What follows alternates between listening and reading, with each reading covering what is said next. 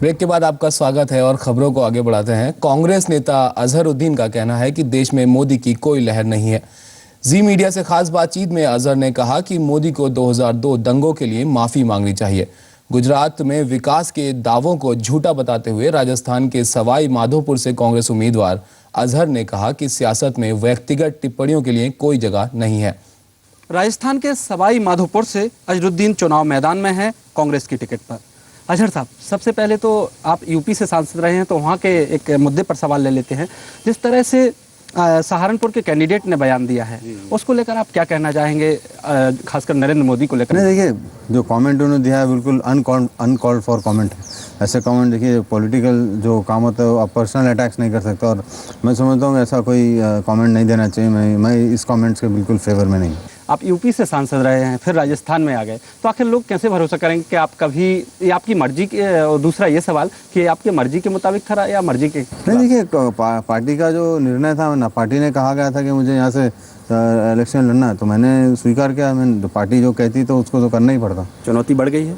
नहीं, देखिए, चुनौती तो हर बार थी, हर बार ये इस बार के इलेक्शन में चुनौती, हर सीट पे चुनौती। ऐसा कोई नहीं कह सकता कि हम ये इजी सीटें हम ये जीत जाएंगे, ऐसा नहीं, बिल्कुल अब ऐसा कुछ बोल नहीं सकते।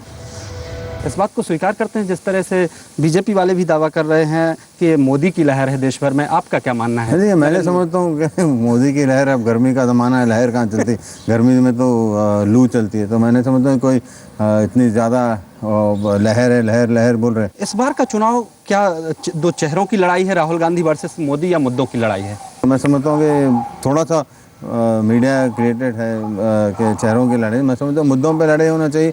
जो आदमी काम कर रहा है, जो आदमी काम कर चुका है और जो रिजल्ट दिए हैं, तो उसके ऊपर मैं समझता हूँ मुद्दों के ऊपर लड़ाई होगी तो बहुत अच्छा होगा। मोदी की हवा भी मीडिया क्रिएटेड है? थोड़ा बहुत ऐसे ही लगता है मुझे भी।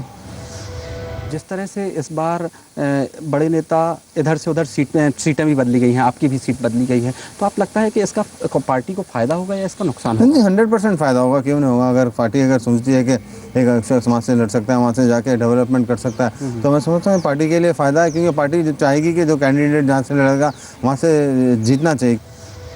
आप राजस्थान से मैदान में हैं, क्या मुद्दे हैं इस बार राजस्थान में? ज़्यादातर वाटर का प्रॉब्लम है और अनएम्प्लॉयमेंट बहुत है, और क्योंकि वहाँ पे जो इंडस्ट्रीज थे, बिकॉज ऑफ एनवायरनमेंट प्रॉब्लम्स की वजह से इंडस्ट्रीज वहाँ से उठ चुके हैं। जिस तरह से आज क्रिकेट में हो रहा है, आपको दुख हो रहा है? आपने लंबा क्रिकेट खेला है। नहीं, ये तो बहुत बुरा हो रहा है जो भी हो रहा है। मेरे ख्याल में सुप्रीम कोर्ट ने सही डिसीजन लिया, और मैं श्रीनिवासन साहब जो आज मेरे ख्याल में कल पद से हट गए, तो ये सही उन्होंने सही डिसीजन लिया।